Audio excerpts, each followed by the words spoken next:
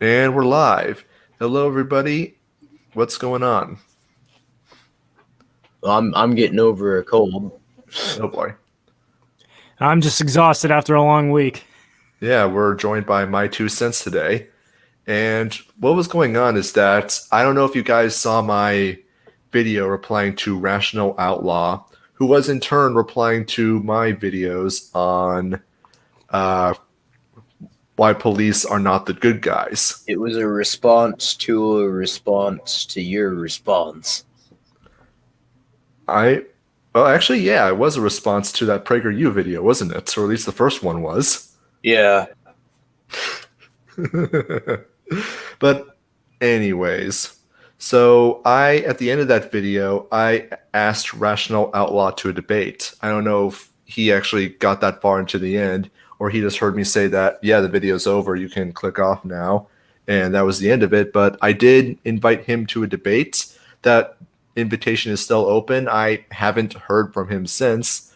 But my 2 cents got a hold of me and said that he wanted to talk about his experience in private security. Unfortunately, since it seems like Rational Outlaw is not going to be doing that debate, I figure that a stream would be a better chance to have that chance to hear about his experience. So, my 2 cents, why don't you take it away and tell us about private security?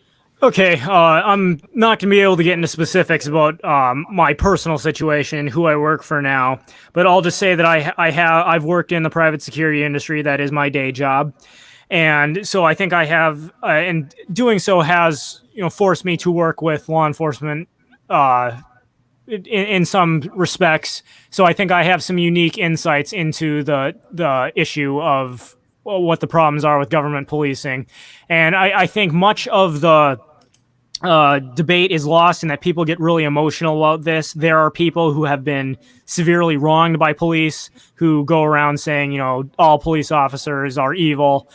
There are people who have, legitimately been saved from harm by police, and they typically or have friends and family members who are police that they know to be good people, and they get very, very offended if you try and insinuate that police are inherently evil.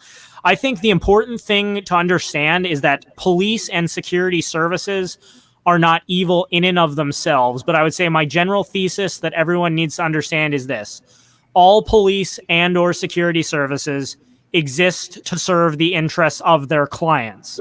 In other words, they serve the interests of the people who pay them.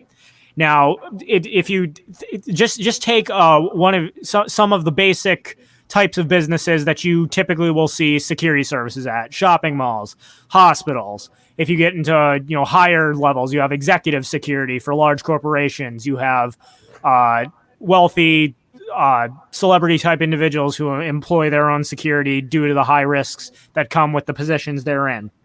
All these people, whether it's the mall security guard, whether it's the executive bodyguard of the Jeff Bezos type person, all security exist to serve the interests of their clients. Now, in the case of public police, we're told that public police serve the interests of the community, the public, the people. And as I found, anytime someone tells you that they exist to serve this nebulous group of people, the people, there's something else going on, because the people do not pay the salaries of police officers. The government does that, and they pay it with stolen money. So just to kind of illustrate the difference, I'll use a common example. Most people have encountered this kind of security guards you see at a shopping mall. And one of my first jobs was as a security guard at a shopping mall. Now, what security personnel in that kind of situation do is a shopping mall or any kind of private business that has the security is a privately owned business, and because it's private property, the owner does not have to let anyone come on his private property. He does so obviously because he wants to sell merchandise, but the owner also has the right to set some terms and conditions as to what kinds of things are going to be allowed if you're going to come onto his property. For example, the shopping mall I worked at, people were not allowed to wear hats inside the mall. And much of what I ended up having to do in that job was tell people, please take your hat off. Now, a lot of people were pretty angry about that, but when discussions ensued, I would point out to them that this is privately owned property, regardless of how much you disagree with it, no matter how much you think that's a dumb rule. This is privately owned property, and the owner of the property has the right to set the terms for what rules you have to follow if you visit his property. And but the converse of that is, if they were very unhappy with that, they don't have to shop at that mall. And if it got to the point where enough people were sufficiently unhappy with those terms, they'd stop going there, and it would cease to be a profitable endeavor. However, in the case of government-provided police, who is the client of state-provided police? Well, the government. State. Yeah, the government. So public police, whatever good, and I'm not going to deny that public police do accomplish good in some circumstances. There are people who have been saved from being raped by police officers. There are police officers who have put legitimate violent criminals away and stopped them from violating other people's rights. Which I don't want to deny that the interests of the state and the interests of individuals can in fact align, but even though they do align under some circumstances, the police exist to serve the interests of the state. And because the state has a monopoly on force, it's not simply a matter of I employ these individuals to enforce my rules on my private property. It's the state employs these individuals to enforce their rules on everyone else's property. So whereas private security are serving the interests of their employers on their employers' privately owned property, state police are enforcing the state's will on other people's property, and thereby inevitably end up violating other people's rights. Now, I'm not going to say all police are evil. I think it is possible to engage in immoral behavior and legitimately not understand that that's what you're doing. I mean, I think most of us were statists at some point before we became libertarians. But that doesn't, as you pointed out in your video, the mere fact that people may in fact be genuinely unaware that what they're doing is immoral doesn't affect whether or not it is in fact immoral. I'm assuming that in your experience, you have seen examples of police, helping people. Like, do you have any stories? Yes, I have. A story of police helping people? Yeah. Like anything you'd be willing to share? Okay. Well, one thing, and I should say the laws differ from state to state, but one thing, oftentimes private security officers are limited in how they can respond to certain situations, and you would be required to contact the state police in order to handle whatever the situation might be. And like I said, it differs from state to state. But an example of helping people, I've seen female who is being harassed by her ex-husband, who I was in that situation involved in helping to resolve it. But given our protocols and the laws that were in place, where in the state that I live in, we did contact the police. They were able to remove this individual from the premises and stop him from harming her. I don't want to get into too many specifics, but that's one example. And I'm like I said, I don't want to get into too many specifics, but this individual was in fact violating this female's rights. So and it was put to an end both by the intervention of myself and my coworkers, and then the state police that arrived. But I think a big part of the disconnect is that these statists who defend the actions of police interpret criticizing police as an inherently immoral institution. They interpret that as a character judgment of the people who are police.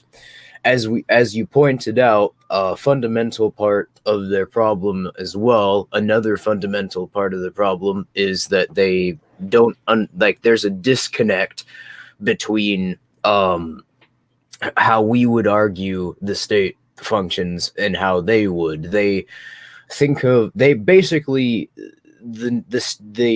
normie statist thinks of the state as just a representation of their interests. Like I know it's a ridiculous concept, it's been refuted several times over, but that's how they've internalized the state. So basically, they see the cops in the same way that you like how private security or any other mutually agreed upon contracted uh, pr- uh, security agent actually is. So, yeah, they don't see the structural incentives police have to engage in violence against non-state actors and to aggress upon them.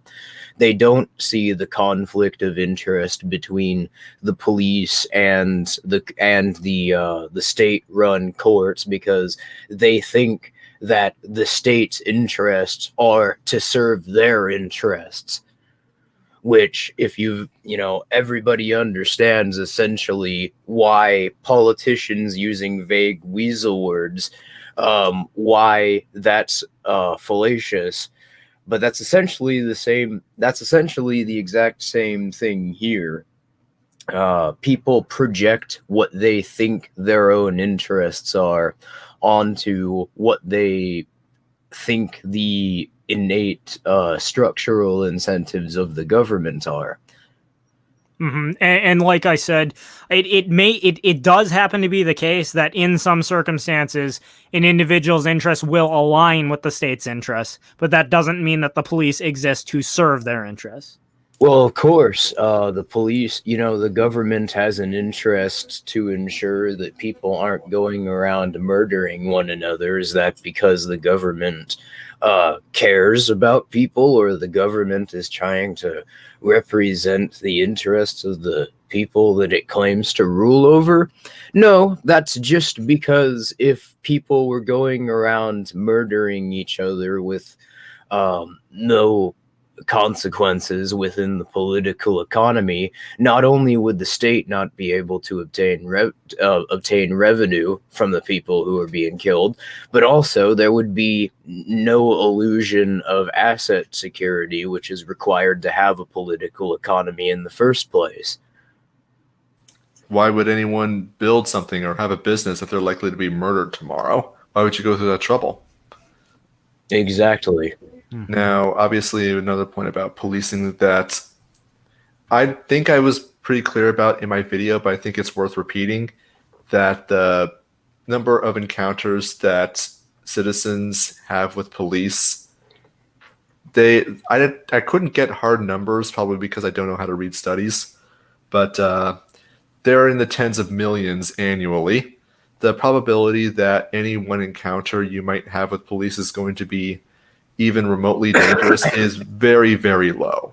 So obviously we can't just make these blanket assumptions that all police are evil. That's not our purpose. No, essentially, just what we're arguing is that police have a structural incentive to antagonize the people who the state claims dominion over. And another thing, like I said, I don't want to get too specific in my personal situation, obviously not name names or individuals that I've interacted with, but given the nature of private security and the current law structures that exist, I do have to interact with police officers, and I've had conversations with them where I'll express my concerns about about the structures that exist, and there are police officers that are willing to admit that some of the more corrupt aspects of the system. For most police officers, in candid moments, will admit that traffic tickets are not actually about keeping the roads safe; they are about raising government revenues. Obviously not. Yeah, and the supervisors, like new officers, will join the force. Themselves having gotten tickets before that they thought were ridiculous, and say, I'm not going to be like that. And then their captain tells them, look, officer so-and-so, you will write 200 tickets this month. I don't care what you have to do, because if you don't, it's being taken out of your salary. Oh, yeah, quota. Do you think such an officer has more or less incentive to write tickets? Obviously, they have more of an incentive. Exactly. And again, that gets back to all police services, and I don't even want to say that police services are inherently a status institution. There is no reason that you could not have private police services, but all police services, be they public or private, serve the interests of their clients. And if your client is the state, well, that's the problem. Why is Dapperton spamming in chat now? I don't fucking know. Yeah. But yeah, what I was going to another thing that I was going to add back to the sort of political economy point that I was making earlier is another reason why governments have to establish a sort of socio-political order to create the illusion of asset security, is because if that doesn't exist within the state society, it's not really that nobody will try to have their ends met. It's that they will do so through counter-economic means. They will establish an infrastructure which operates outside of the state to have their ends met.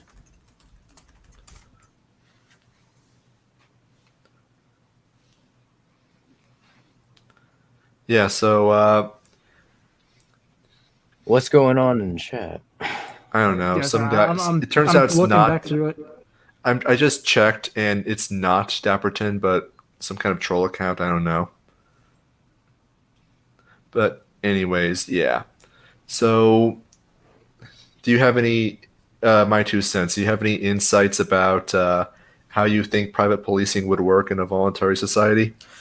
I would say basically it would work the way private security services work now, but you would take out the middleman.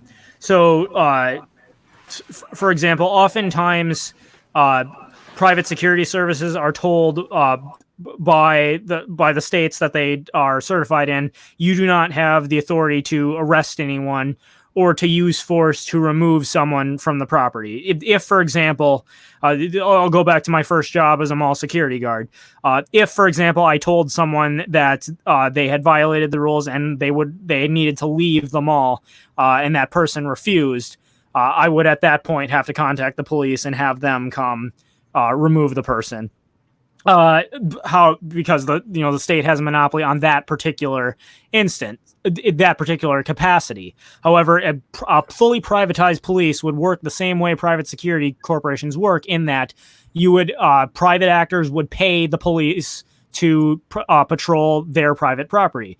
And if you live in a particular neighborhood, effectively you cut out the middleman, the tax man, and rather than the tax man taking your money and the state deciding how the police are going to operate, you give your money to the police directly. You and your neighbors do. They then patrol your neighborhood and enforce the rules on your private property. And another thing people don't think about a lot is they say, well, private police would be total chaos.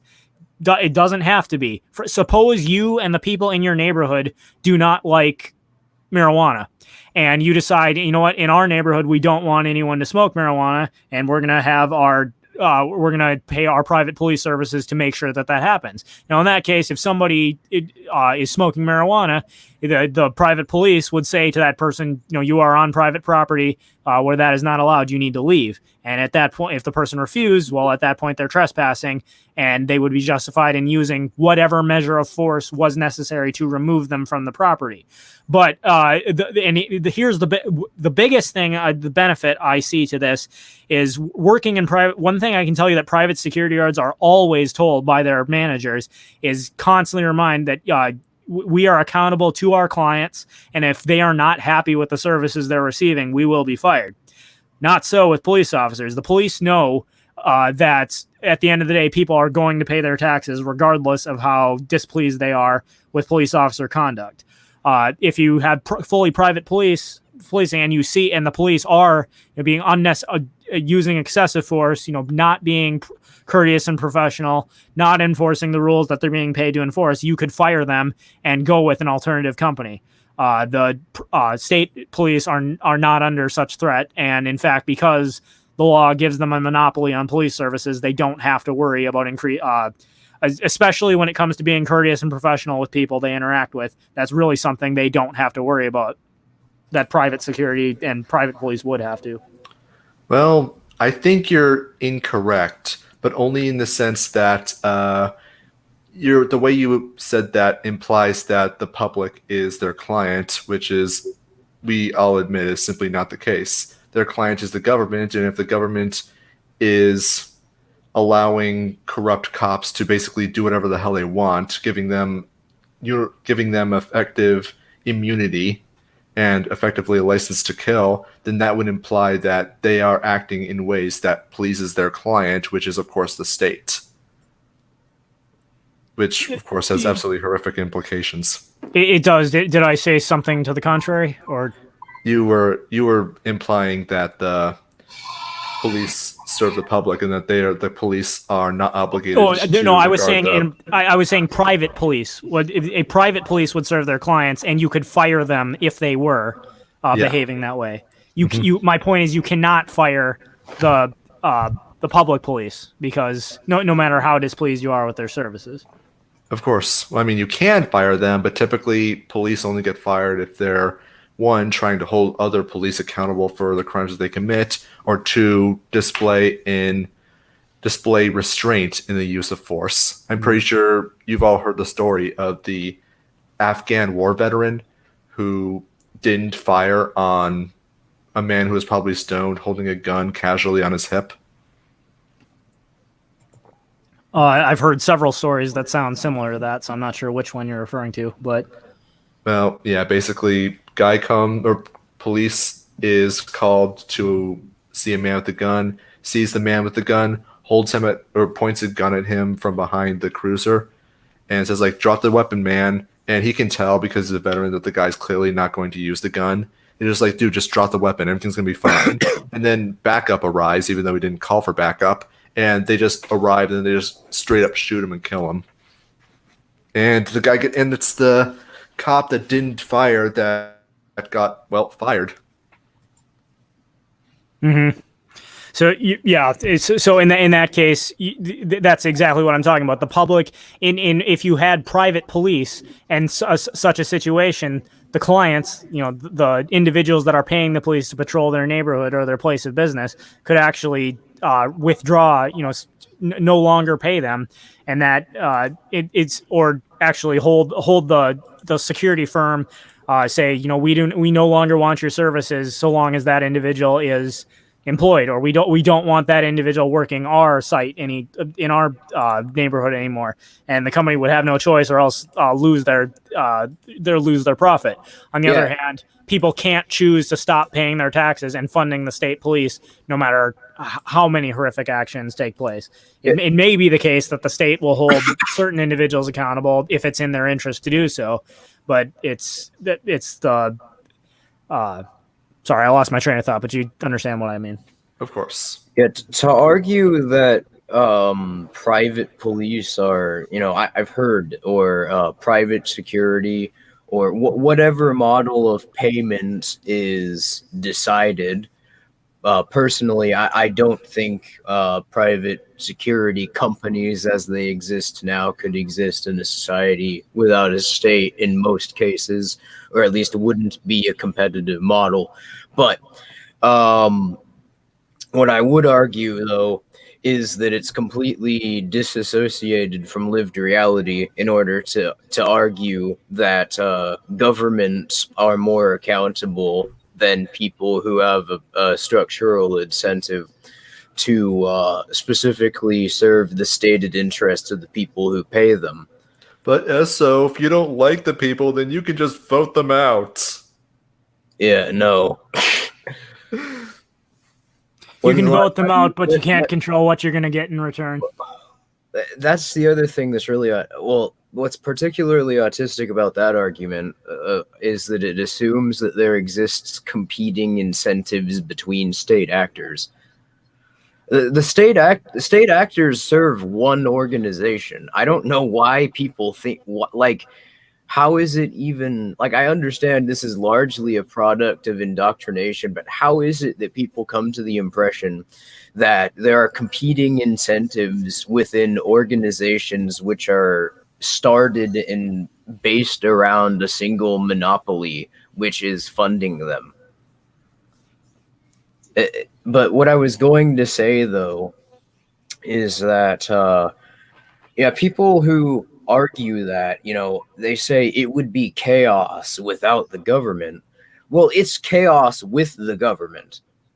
That's like, because the only thing which is stopping uh, the government from essentially just coming to your house and killing you is the fact that the government doesn't deem it in their interests to be so. If to do that, if they wanted to do so, you would have no recourse in stopping them, and they would probably they would get away with it because, hey, turns out the government also completely runs the courts and all arbitration in the current society.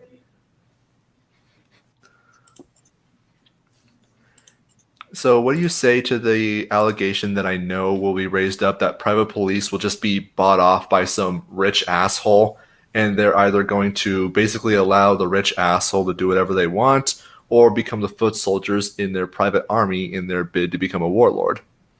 Oh, you mean exactly what One the state does? competition, to the fact that there's a greater cost associated with actions which are not in the interest of people who are paying these specific actors in the society without states allowing private businesses to externalize costs through state secured legal privilege, and also without regulatory capture. But then, there's also the fact that you have a self-reliant society in an anarchy. You're necessarily going to have a sort of zero trust culture where everyone has a stronger marginal utility tied with their resources. And they don't have this embodied mentality where they think that the state is the only way for their interests to be met. Everyone's going to understand full well in the culture of an anarchy that they are dependent on themselves to have their interests met.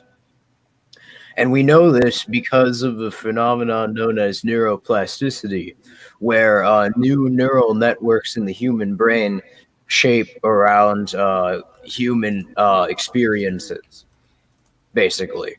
And of course, the experiences which humans have are going to be shaped largely by their sort of lived experience in life, but also it's going to be shaped around their relative perceptions of their lived experience.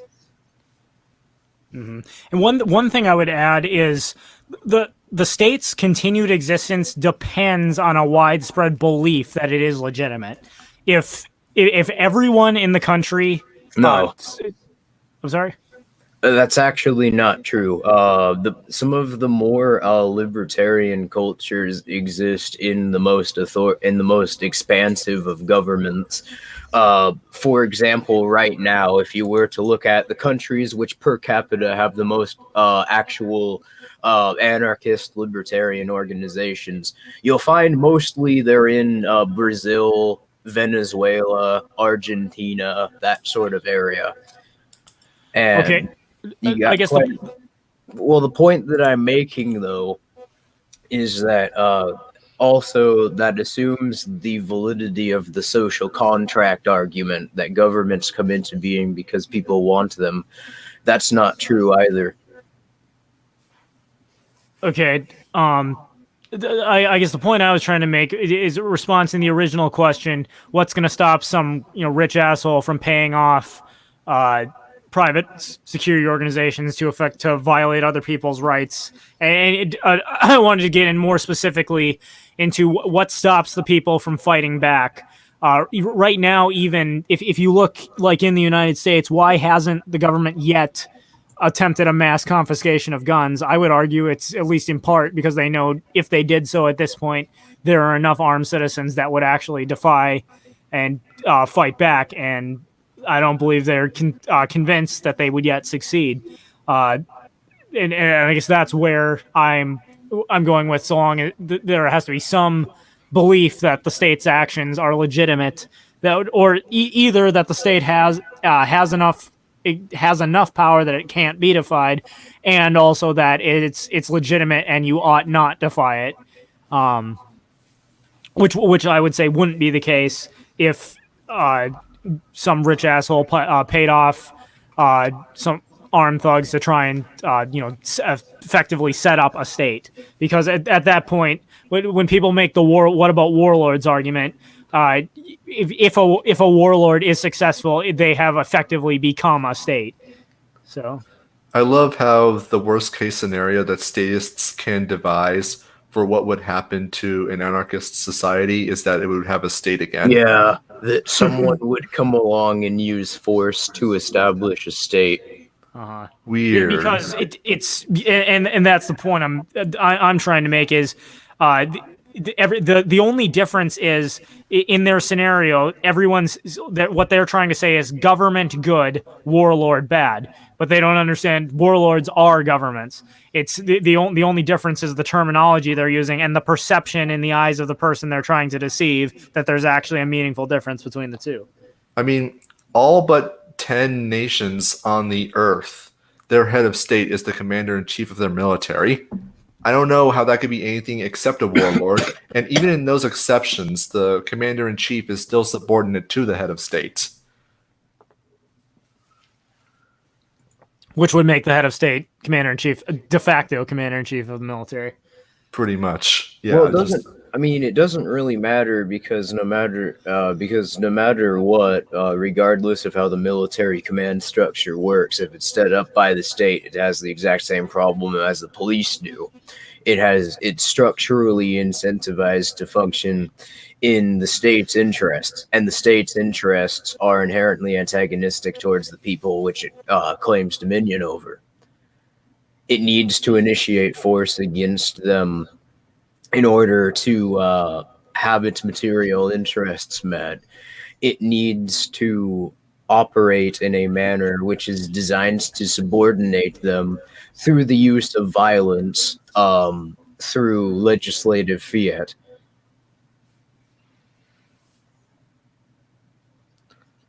All right.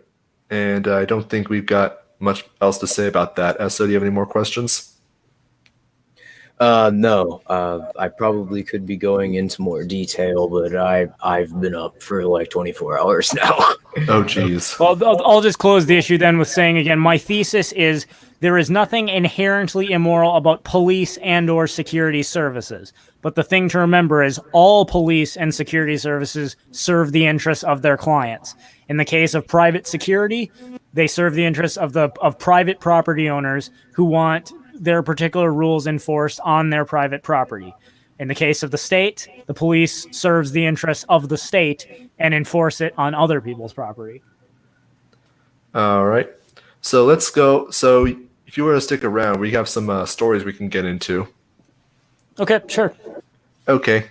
So first off, we've got some very peculiar military maneuvers being done by Russia just around their northern coast around the Arctic Sea. They're doing what they claim to be their largest war games ever, deploying thousands of troops and hundreds of armored vehicles.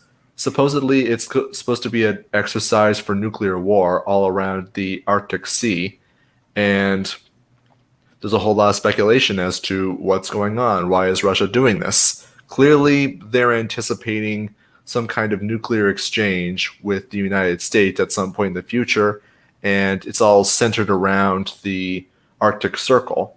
Yeah, they're launching all of their nuclear arms. That's not an arms test if they're launching everything they have. This is like the bulk of their military, like the majority. So this is very peculiar. It's also, people have also speculated that there is an estimated $34 trillion worth of oil, minerals, resources that's been completely untapped in and around the Arctic Circle. And so the belief is that wherever World War III is going to take place, it's ultimately going to be fought in, well, let's just say very, very cold theaters. Well, like I've argued, I think that there's going to be a boogaloo in Hong Kong, and I think that's going to be the catalyst for this perma war, which the states are going to start in order to try and bolster revenue for themselves for this coming economic collapse. Because what'll happen if China goes after Hong Kong is that the U.S. government will use that as an excuse to engage in military aggression against China. Hence the increasingly anti-Chinese programming in American mainstream media. They're essentially trying to condition people for war against China right now. And if they go to war against China, Russia is going to get involved because China and Russia are basically China is basically a major strategic ally to the Russian government. So essentially, they'll be siding with China in order to protect their material interests, particularly in gold trade for their oil. Yeah, I mean, a large part of the reason that the United States is going to be keen on a war with Russia and China are for two major reasons. First off, because Russia and China are moving out of the petrodollar. I think last week we did a story about Russia's largest oil company is going to start exchanging their oil in euros instead of dollars. Now, if you recall, if you're a viewer on this channel, then you're probably already aware that in 1999, Saddam Hussein attempted to do the same thing in Iraq, and in 2001, well, war happened.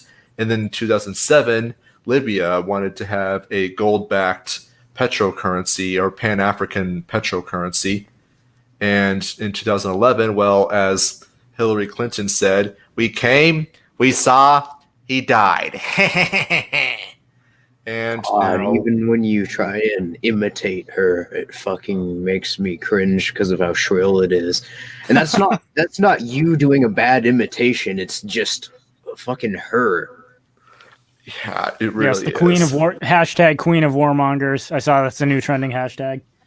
Glorious. Like, I'm kind of hoping she makes a run for the 2020 Democrat nomination, simply because she is almost as good of an infinite hot takes generator as Joe Biden, almost. Mm-hmm. But yeah, I just can't fucking wait for the day when she fucking, does the world a favor and ends up going out like McCain. The only bad thing about that is wherever she's buried, there will be nothing that ever grows there again, as the ground where she's buried will be unable to grow anything because of how toxic she is. Mm-hmm.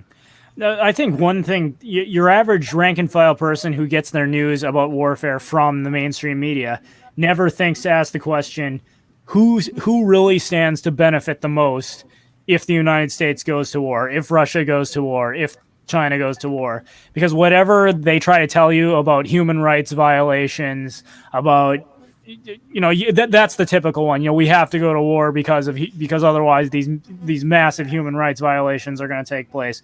Warfare only takes place for one reason, and that is to secure the material interests of those that are going to war. So whatever I honestly don't think the United States, China, or Russia would particularly want a full-scale war between the three of them. The result of such a war would decimate all three countries. It would, like Einstein famously said, I know not with what weapons World War III will be fought, but I know that World War IV will be fought with sticks and stones. Like with the hydrogen bomb and things that exist now, an all-out war between the world superpowers would fundamentally alter the geography of the planet. So I don't think they actually, if they can avoid it, all three would like to avoid a full-scale conflict. But when push comes to shove, all three will do whatever is necessary to secure their material interests, in particular the control of resources that keep the economy moving, like oil. Yeah, do I think that, in most, if we were to go back probably 15 years ago, I would say that there is a disincentive towards starting a nuclear war. In that, if they started a nuclear war, they would also destroy the political economy and significantly diminish their resources. But governments, I think they realize they've got nothing to lose. So do I know if, am I saying they're going to? They might. If there's nuclear weapons, I imagine that they'll be deployed very scarcely and very strategically. They'll want to avoid a nuclear conflict as like a full scale like deployment of all nuclear weapons as much as possible for reasons that the mutual destruction of each other's political economy is generally not going to be in their mutual interest.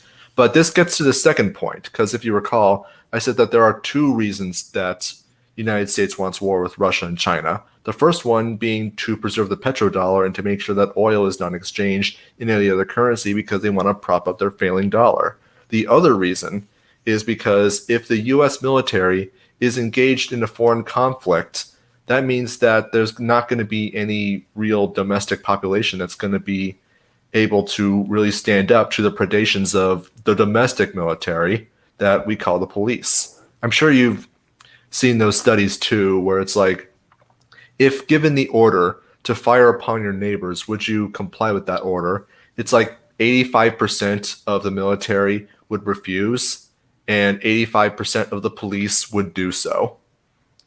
So that's another reason that I think that this is going to be in the government's interests, not only because of the war economy, but also because, sorry, I just wasn't finished just yet. Okay. So, but also because it allows them to implement any sort of totalitarian war economy and any sort of policy, any sort of domestic policy that would ordinarily be intolerable. And if there is a domestic insurrection because of people getting sick and tired of the government lying to them constantly and getting tired of being pushed around by the government, then they have essentially a militarized set of jackboots that are ready to march upon their orders at any moment.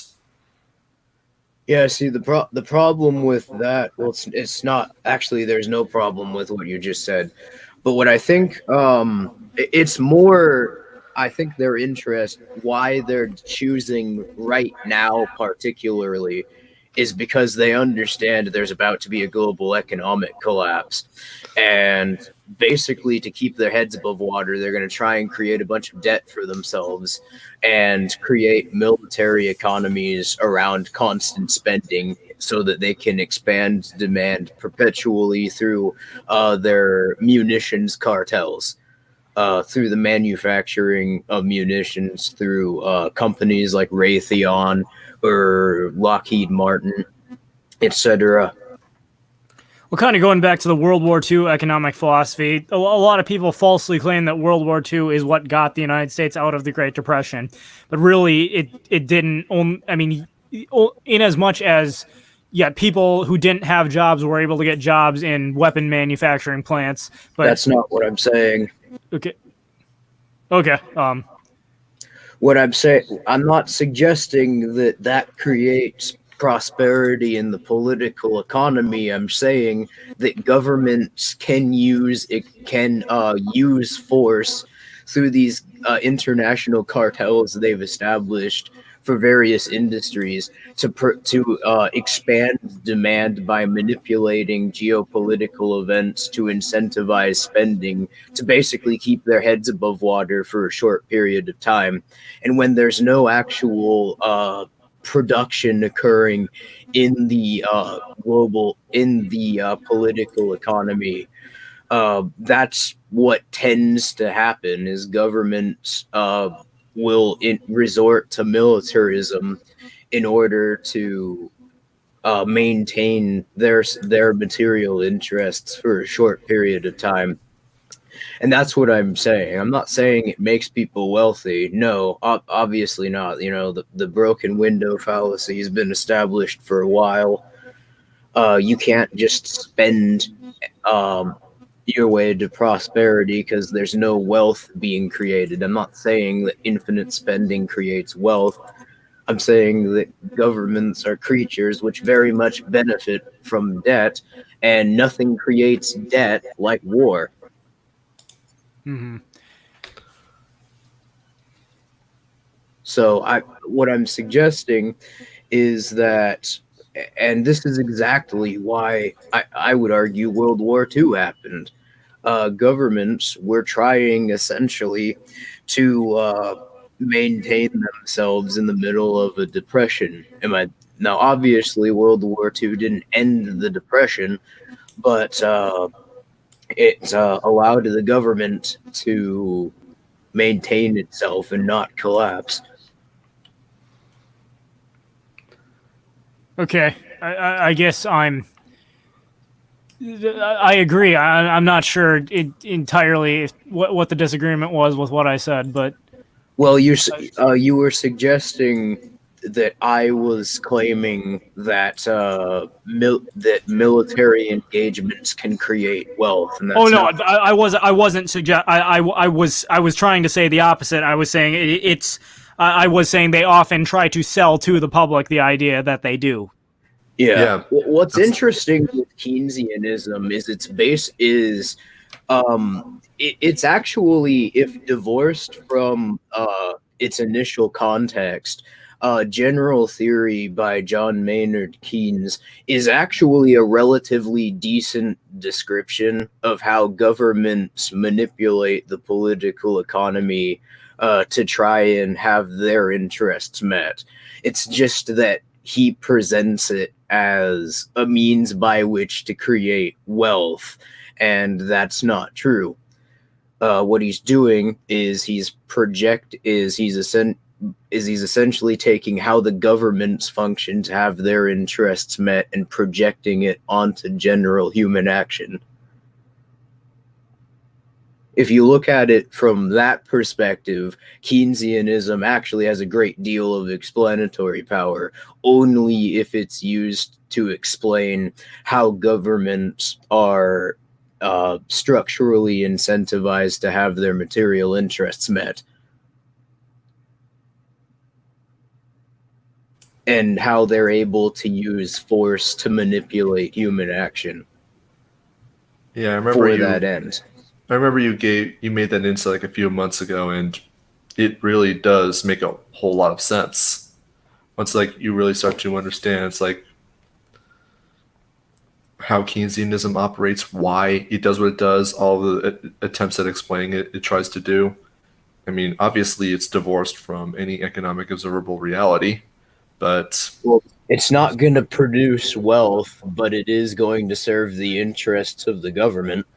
which is, I think, entirely why it's been implemented so widely and it's thought so widely disseminated across several statist institutions. You go to any high school or college economics class, and they're almost certainly discussing Keynesianism ideas like the multiplier effect, why we need a central bank, and why it needs to raise and lower interest rates. Mm-hmm.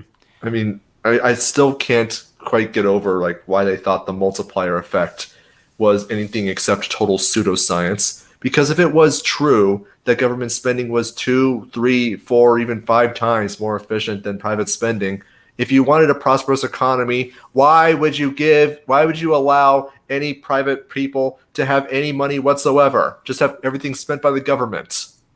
You'd have 5 times more wealth.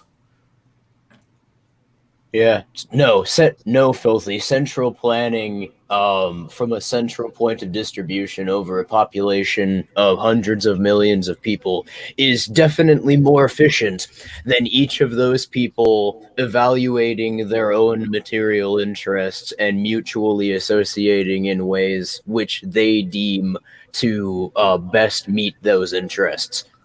Oh yeah, I remember one of Douglas's computer science friends. We were having this discussion before about how if you want to create a computer network, instead of having millions of distributed servers across a wide network, you have everything moving through a single server in a centralized location.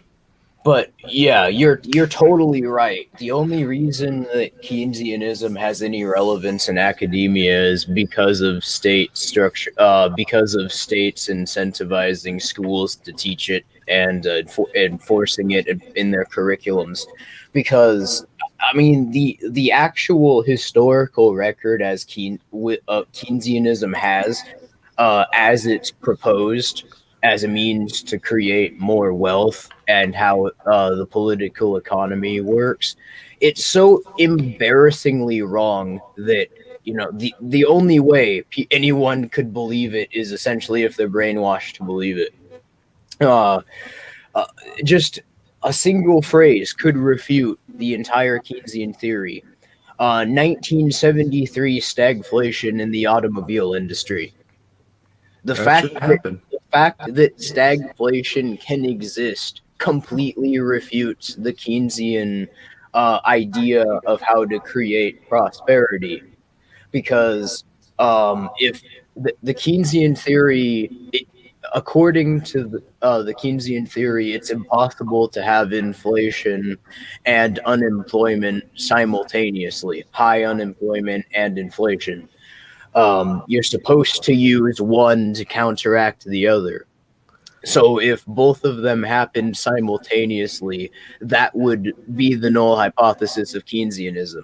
And sure enough, it's happened numerous times where both inflation and high unemployment for certain industries have taken place.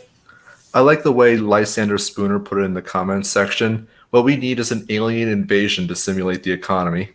Oh yeah, Stimulate. Paul What we Krugman, also that like if you want to see how detached from reality Keynesianism is, just look at some of the things Paul Krugman has said. We need the government to fake an alien invasion to stimulate economic growth so that they could start a proxy war. To create economic growth, or the Holocaust. The Holocaust was good for the economy. He said that actually. He also said in 2002 that in order to get out of the dot-com collapse, we need a housing bubble. Yeah. And Hmm. then after the 2008 recession, he turned around and said, "See, I predicted that." Sure. Whatever you say, crazy guy. Now, anyways, I think we should go on to a final story. Now, this one caught my attention, and that is that, well, Barcelona is burning right now. Yep, martial law in Spain. So what happened is that I don't know if you guys remember last year. I think it was like when was that? It was like early 2018 when there was a big movement in Barcelona to, or not Barcelona, Catalonia. in the Catalonia region of Spain to basically secede from the greater Spanish government. And of course, like all of these protests were done, the Spanish government cracked down hard against it, tried to enforce curfew, and when it was put up to a vote, they had soldiers, like Spanish soldiers and military police, standing in front of polling booths and basically throwing people in jail for voting incorrectly. And as a result, well, the Spanish government decided to arrest several of the Catalonian independence leaders. And apparently, either yesterday or today, they finally got around to their sentencing because, as I'm sure you're aware, in Spain you have a right to a speedy trial. They sentenced them to 13 years, and now it's been estimated that 500,000 Catalonian independence activists are now just they're unhappy about this, to say the least. They went out and, well, now Barcelona is burning. Of course, the Spanish government did what the Spanish government does and has declared martial law. They're deploying military police again, and they're doing everything they can to basically shut this down, to shut the entire city down. And of It's course, worth- Okay, it's worth noting, sorry to cut you off, that the Spanish government is basically in the same position the Greek government was prior to their depression, which they still haven't. The Greek government has still never recovered from, and probably never will, given that Greece turned to counter economics to have their ends met. I guess you could say that this is a very interesting comparison between a tale of two European countries in dire financial straits. One is turning to agorism, the other one is turning to secessionism. Here's something I'd like to know: are any of Richard Wolff's students involved in the Spanish government? Because they were in the Greek government. I don't know. It wouldn't shock me, but from what I've seen, the Spanish government has basically taken the absolute authoritarian, jackbooted response to everything, which of course makes complete sense because Catalonia, they're tax cattle, and tax cattle are not allowed to leave the farm. It's not dissimilar to how the United States treated the Confederate States of America when they tried to secede in the 19th century. Yeah, You're not allowed to disassociate. Speaking of secession, we got an interesting debate about to happen tomorrow, which is also going to be live between Filthy and I and Hot Blue and Thelma regarding agorism and left market Austro-libertarianism, left market anarchism. For those of you, I'm assuming most of you guys are familiar with Hot Blue. We've debated him, I think, twice before, and you've probably also seen his videos. Thalma, you guys might not know. He's a Czech anarchist, a friend of mine, and generally a cool guy, but he's kind of gotten involved with the Hoppian cult of personality. I'm a little concerned. Yeah, he's not too happy with us right now because if you're following, he left. I don't. It happens. It happens to me sometime too. It might be StreamYard. Okay. Are we still live? Hello. Hello. All right. What I was going to say though. Is it still live? Give me a minute here. Yeah, we're still live. It says yeah, we are. We're live. good. Okay. But what I was going to say is if you've been following what little is left of actual libertarian anarchist circles on Twitter, I don't know why you would be on Twitter still, because it's basically just neo-Tumblr at this point. But yeah, so if you've been following there, there's been a massive shit show going on because of a few offhand remarks that I made in my Discord server about the problems that I perceive with covenant communities in the Hoppian perspective. The idea essentially that you need that in order to have an anarchist society, you have to have or you even can, for that matter, have organizations with a monopoly on arbitration that create their own private legislative fiat. And of course, they would reject that characterization, but they don't really have any cohesive objection to that characterization. But anyway, I think we're gonna try to focus on right. So our praxis of how we're going to achieve a voluntary society. I'll get back to just explaining the general synopsis of what happened. So those screenshots have been getting passed around, and of course, our favorite scum of the earth, who I'm not going to dignify by even mentioning his name. I think regular viewers of this channel will know who I'm talking about, though, has been going around essentially trying to spread this dumb, like, he's been, of course, propagating this conflict as an actual conflict and not just a few offhand comments I made and someone getting really triggered over it. But from there, it's gone from drama between Hot Blue and I, which doesn't actually exist. I'm not, actually feuding with Hot Blue, and people going around trying to claim that I'm a communist now. And yes, that's serious. They're actually trying that. Are you a communist? No. Okay, you've heard it here first, folks. I mean, I just figured that someone's gonna want to know specifics first. Yeah, specifically what they're trying to claim is that by labeling myself as a left market anarchist, that means that I am ethically opposed to the existence of wage labor and property. And neither of those claims are true, and that's also not what left market anarchism is. I don't know if I should elaborate on that here or tomorrow. Probably save it for tomorrow because Okay. we're running over an hour.